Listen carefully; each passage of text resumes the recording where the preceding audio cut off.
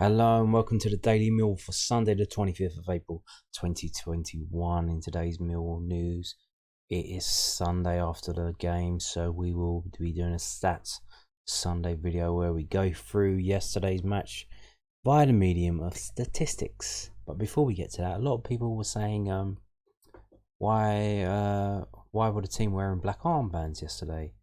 And so a lot of people don't know, so I'm gonna share it with you. I'm gonna tell you now. Is this guy Peter Walsh, who was working with Millwall FC as part of the community program. He was the trustee and chair, or he's given it up. He's a lifelong Millwall fan. His name's Peter Walsh, and so the club put this up on their Twitter, and there's been quite a few messages. A lot of people who know Peter Walsh or knew him. You can see here's a former headmaster at Forest Hill Boys School, all round nice man. This is very sad to hear his passing. That's absolutely gutted to hear this. The man was a legend, always there to help you when you needed it, but would knock you down you were being an idiot and then help you back up. Learned so much from this man, also with his family. And that's from someone calling himself Arsenal Chris. So also he was such a funny man who loved his football. The amount of Saturdays he gave up to travel around South London to play is unbelievable. Shows how much he cared. Very sad to read. This Peter was my head teacher at secondary school. He gave so much to the school and helped shape so many young people's lives. Always remember him giving us tickets in the playground. Yeah, and as they just carry on, just people talking about Mr. Walsh and what he meant to them. For someone who was a teacher, you would think, right, teachers nowadays, there are good ones and bad ones, and it seems he was one of the good ones. We've got a tweet here. It says, "What a man! Hilarious teacher with the most banter. But you never crossed him. He was deputy head in my time. He made a breakaway GCSE class for a small group of us who were bright, good kids but quite naughty. He didn't have to take us on, but he did it to get us through GCSEs. Forever a legend to ex-Forest Hill students, and I'm lucky enough to have bumped into him at the Den and our second home, Wembley, many times." Yep, so there you go. That's why we were wearing black armbands. That was for Mr. Peter Walsh, who passed away recently. There he is. And I did not know him because I applied to get into Forest Hills Boys School and I got rejected.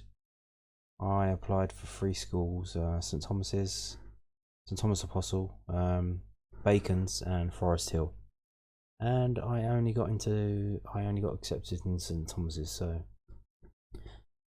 if I would have went to Forest Hill Boys School, I probably would have met this guy and probably would have been sharing similar stories as the people on this Twitter thread. So that's why we were wearing black armbands in yesterday's game. So let's move on now. So this is the expected goals over the length of the game, over the length of the time of the game. And you can see here, there was one and only goal. It was Watford 1, Millwall 0. The expected goals for Watford were actually 2, so we did well to keep them down to 1. And for Millwall it's 1.1, so a bit disappointing we didn't get that 1. Best player for Millwall in terms of expected goals was Bradshaw, 0.3. Thought he put a bit of a shift in yesterday. You could see, I think he was suffering from a lack of run into the team. But to be honest with you, when we have a lot of games or a lot of weeks where we're playing Saturday in midweek and then Saturday again, I don't think you can give players runs in teams because they'll just run themselves into the ground, especially a player like Tom Bradshaw. And I'm also wondering if I know he's got this really cool bushy beard, but maybe since you've grown it, your career's kind of stalled. Maybe shave it And maybe you'll start scoring goals again, maybe. I know it sounds a bit weird and superstitious, but you never know. So once again, yet again, we have a game. We've had quite a few this season where the first shot on goal by the opposition is a goal. Now, granted, it was a penalty kick, so there's that. But still, one shot, one goal, and then that leaves us in the crapper as we have to come from behind. So, you can see quite large sections of the match where Watford didn't have any decent chances on goal. The flat line, the yellow flat line, is them not having an expected goal. So there's quite a large period in the end of the first half, and then at the start of the second half where we come into it, we're having bits and pieces of shots and little scuffed chances and anything we could really. There was a lot of long mid-range passing yesterday, quite decent from Millwall. But you can see this period when they made their substitutions. You see, Andre Gray came on, even though he was a second half substitute. He was the second top player by expected goals, so he did cause a bit of problems when he come on. And that caused us to defend, and we had a long flat line in the second half where we didn't have a chance on goal, and then we had a couple of small chances at the end. That was it. And I think they brought the player on. They had the guy who dived to try and get a penalty. Outrageous that he wasn't booked. But you can see, I think they finally twigged something. Around about the 70th minute, that hang on, we could win this game. Let's just try and defend for 20 minutes, win the game, and get promoted. And I think that's what they did. So I thought we played quite well actually. It was pretty much a decent performance by Millwall. Decent performance by Millwall. So moving on, see the expected goals from, this is infogol.net. The expected goals from this website say 1.76 to Watford and 0.59 to Millwall. So compared that to the others, it's a lot lower for Millwall and just a bit lower for Watford. So there you go.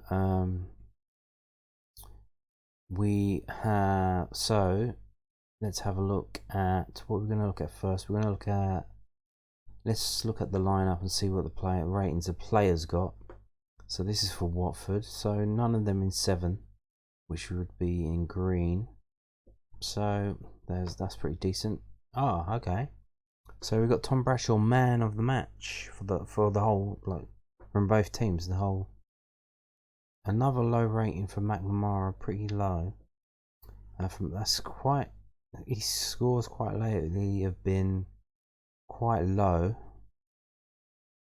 Next best for this is all over. Let me go down here, see it better. So next best would be Mason Bennett 6.71. Jedwell is 6.69. And then Biakowski 6.54. So Tom Bradshaw, man of the match according to the infogol.net. Let's move on to the shot map. So here you can see the chances Watford had. 3 really good chances straight down the middle of the pitch. So they didn't have a lot coming in from the wings there in terms of strikes on goal. They're trying to get in down the centre of the pitch and in here. It's kind of interesting, isn't it? First half, there you go. Second half, a lot less. They did have that good one chance there, Andre Gray, but did not go in. So overall, let's go back down and let's have a look at Millwall. So lots of tiny little chances that were fluffs and scuffs and deflections, but peppered all over the place, hustling and bustling, trying to get something done, but just couldn't get something clear cut. So that's overall. Let's have a look at first half of Millwall. So slim pickings there. So you can see in the timeline that I showed you previously, When they come out in the second half, they did liveling it up a bit, and here you can see there's a few more. I think they must have been told to shoot because there's a few more shots from way outside the area. The fairness rating for the game, you look there, 95 out of 100. That was a fair result. So I think I don't know, we could have got a draw. That would have been good for us. Would it have been unfair to get a draw? I don't think so.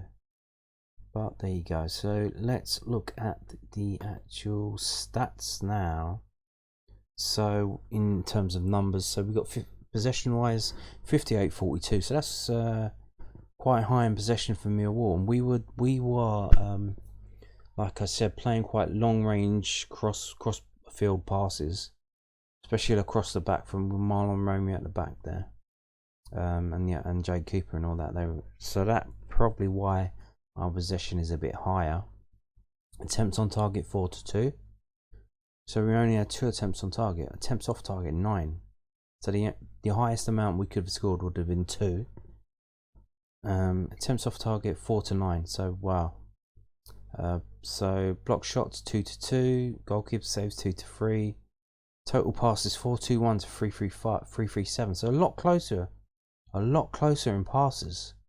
Normally we get a way more out pass than that. Completed passes 3-2-8 to 2-4-0. Corners 5-5. Offsides 1-0. Fouls 9-19. Wowzers! Look at that, 19 fouls. Jeez. But only 1 yellow card. Okay. Yeah, I thought the ref was leaning towards Watford, I think, watching the match. Yeah, I don't think he was calling it both ways. Like I said, the player clearly dived, one of the Watford players, and he just should have booked it, the guy, but he didn't. But them's the ways, innit? Them's the ways. Let's move on now. So this is whoscored.com, and what they say about Millwall 1, Watford 1, Millwall 0. They say Watford stole the ball often from the opposition, gave away a lot of free kicks around the box, had a large quantity of possession in their opponent's half, attack through the middle. Millwall stole the ball often from the opposition, were poor at finishing, were aggressive, gave away a lot of free kicks around the box, attacked down the left side, and a high shot frequency when in possession. So you can see here they break it down even further. They say attempts 9-13. So we actually had more attempts than Watford, apparently. But in open play, 3 for them, 9 for us. Set pieces 5 for them, 4 for us. That would be all the free kicks given away. No counter attacks, but 1 penalty for them and 0 for us. And we kept them down to a conversion rate of 11%. They only got away 9 shots and only got 1 goal, so that's pretty decent from us. Defending from us, only 11% for them. So you can see the attacking mostly down the left side by Millwall. 45%. Yep, pretty biasedly going down that side. Don't know if it's anything to do with the way Watford lined up. But let's get further into it. So here we go. We're going to go down to the map now. You can see, if you look at the club badges, wow, look at that, the geezer's name there. That's a mouthful, isn't it? Francisco Javier Munez Lompart. If you look at the badges, you can see the average player rating for each club: 6.77 for Watford, 6.37 for Millwall. So pretty close. That is very, very close. Very marginal difference there. You can see. So who did I give man? They give man of the match to Sarr, geezer who scored the penalty. I don't think there's much in it, to be honest with you. So, but this website gives Bradshaw 6.3, so quite lower than the other infogol.net. For Millwall, in terms of highest rating, they give it to Jed Wallace. And then we got Kefton Beld, who was getting stuck in. Pretty decent game from him. George Evans quite high there, 6.7. Pretty decent game for him. Didn't stand out, but he had a stinker last game. against Bournemouth. Well, most of them did. So there's that. Yeah, so Muller come on. I think he came on for McNamara. So he got 6.4. Even though he got bugged, he got 6.4, which is higher than what Daniel McNamara got, 6.0. So again, McNamara, one of the lowest ratings for Millwall. In terms of, like, in styles of play, he seems, watching him, he doesn't seem to be playing that bad. But when I keep looking at the numbers in these stats videos, in the past 3 or 4 games, he's been quite low. But we have been playing.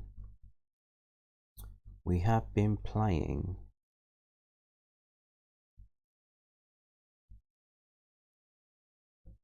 We have been playing the playoff contenders in the last month, so maybe that was it. So maybe he's a decent player at average championship standard, but playing those sort of pseudo Premier League teams at the top of the championship, maybe it's just a bit too much for him, especially week after week.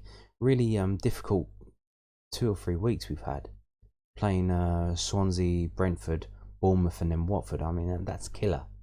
I mean, thank God we didn't need those points to survive. Because if we'd have gone into this month needing to stay up, I mean, God, can you imagine? Would have been a nightmare. So, and also McNamara was playing with Romeo there. Romeo was played as one of the centre backs. It's a bit weird. Maybe it's one of those experiments that Gary Rowett said he was going to do, experimental. So maybe that was it. See if he could play there. I think he done alright. I mean, the thing with him is he's quite fast, isn't he? So he's got that going for him. So let's just run through all this stuff now. So yeah, so shots wise, this is total shots.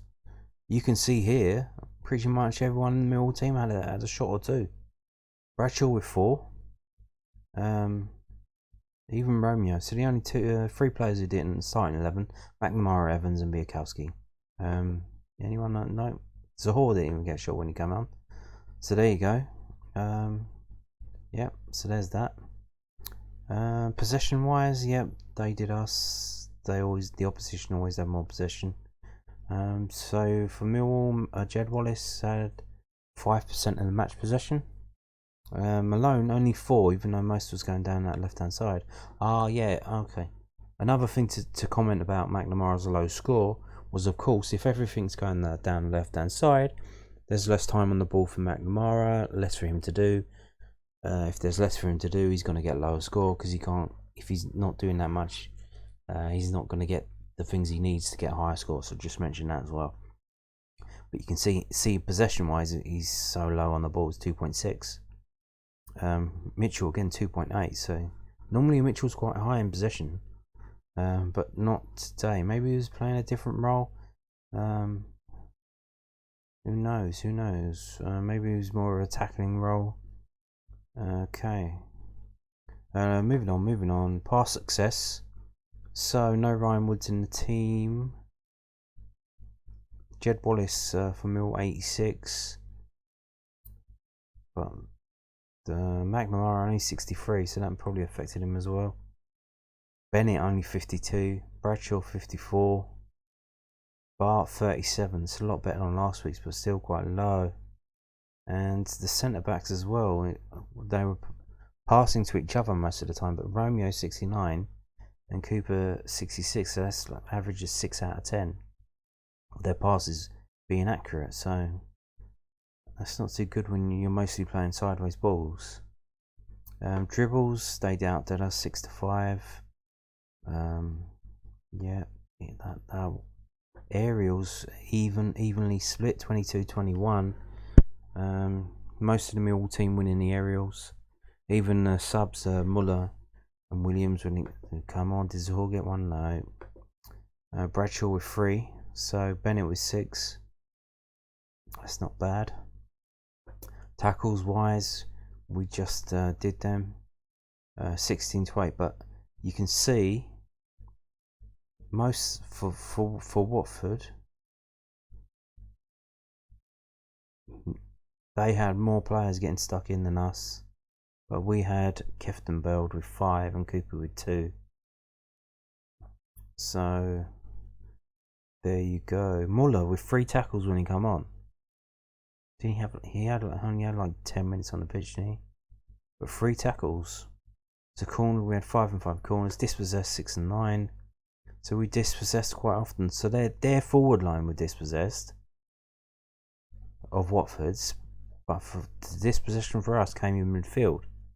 So trying to play the ball just wasn't happening for us, it seems, in midfield. But whereas for Watford, it was their attacking lineup which got dispossessed more often, or exclusively, because none of the other players did, and that probably affected the fact that we had more shots than they did, and we were getting in them and stopping them from scoring. So let's move on now to what we've just seen, but in a clearer form, and a few more extra bits. So let's have a list of the ratings. So Jed Wallace 7.16, 6.81 Kieftenbeld, George Evans, Biakowski, and going down, it's not quite low. So you can see Hayden Muller, number 6 on the list of ratings, but he came on in the 76th minute, so he had less than 20 minutes on the pitch, but he got a decent rating. So that's good to see against Watford team. Shame he wasn't playing last week instead of Alex Pearce. Maybe we can replace Alex Pearce with Hayden Muller and see how he gets on. If he can't do the job, I'm sure there'll be plenty of players out of contract that you can just sign for free. That could do a decent job, or be at least equal or as well as Alex Pearce. So yes, Danny McNamara not too good there, 6.01, and 1, 2, 3 of the substitutes got a better score than that, and even Marlon Romeo, 2 of the substitutes got a better score than him. So that's not too good for him, is it? Tyler Burrow coming on, not having a decent spell. 10 minutes on the pitch, quite low. He had a few crosses going a bit skew with. So that's the ratings. Let's have a look at touches. Who had the most touches for Millwall? So Scott Malone, yeah. Everything was going down that left-hand side. Yep, Marlon Romeo. Which generally happens is whoever's playing on the right of the 3 at the centre-backs usually has the most touches or the most passes or that kind of thing. So we've got Marlon Romeo 55, Jed Wallace 53, Kieftenbeld 51, and then there's a bit of a drop off and it just drops away. Let's have a look further down. So Hayden Muller 18 touches when he got on. Tyler Burry 6.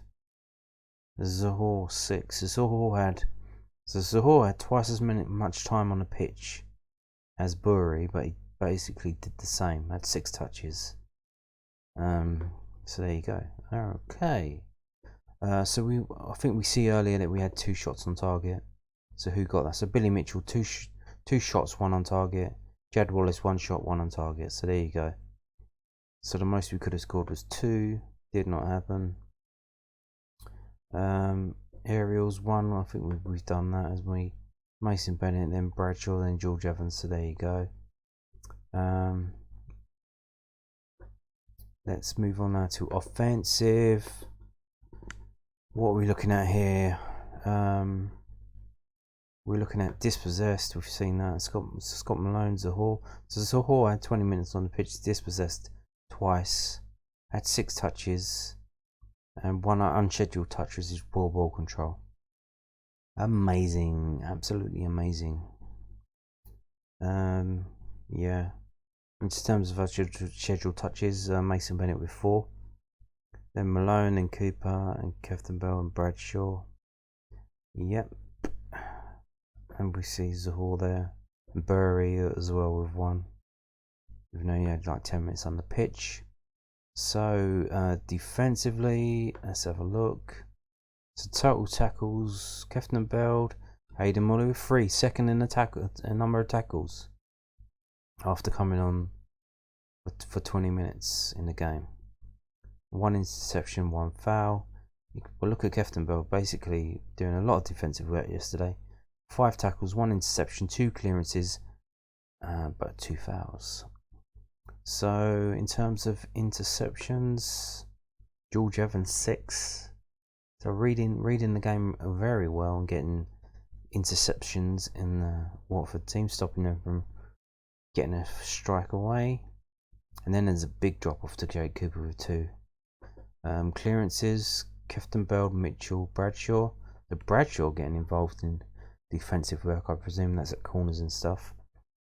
Block shots, who blocked the shots? Only 2 block shots, Romeo and Bennett. Moving on to passing. So who had the most passes yesterday? It was Marlon Romeo, the right of the 3 centre backs. And then it was Jake Cooper, the left of the 3 centre backs. But oh no, they're all the same. So Romeo, Cooper, and Jed Wallace all the same. Then Keftenbell.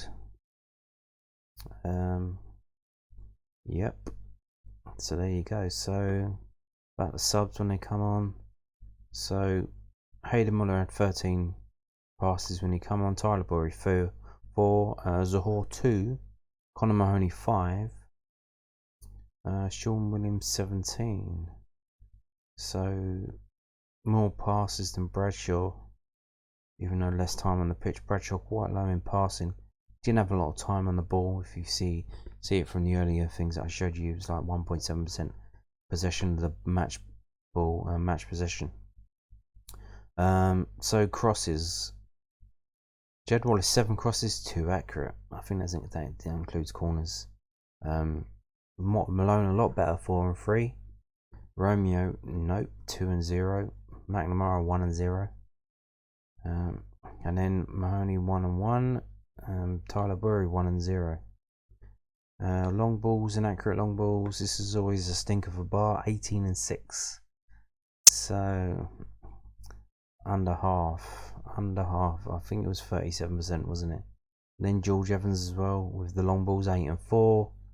Jay Cooper 7 and 3. Kifton 7 and 3. Jed Wallace 6 and 5. That's a bit better. And Marlon Romeo 6 and 4. Malone 4 and 2. So a lot of long balls. Some good, some not so good. So there you go. We have 2 games left. Let's see how we get on. We got a few things happening this week. I think we've got an under 23 game on Tuesday. We've got what have we got? I think they may announce the player of the season on Friday, or they may wait till Saturday, but who knows. Anyway, so that's it for today's video. Thank you for watching. Goodbye.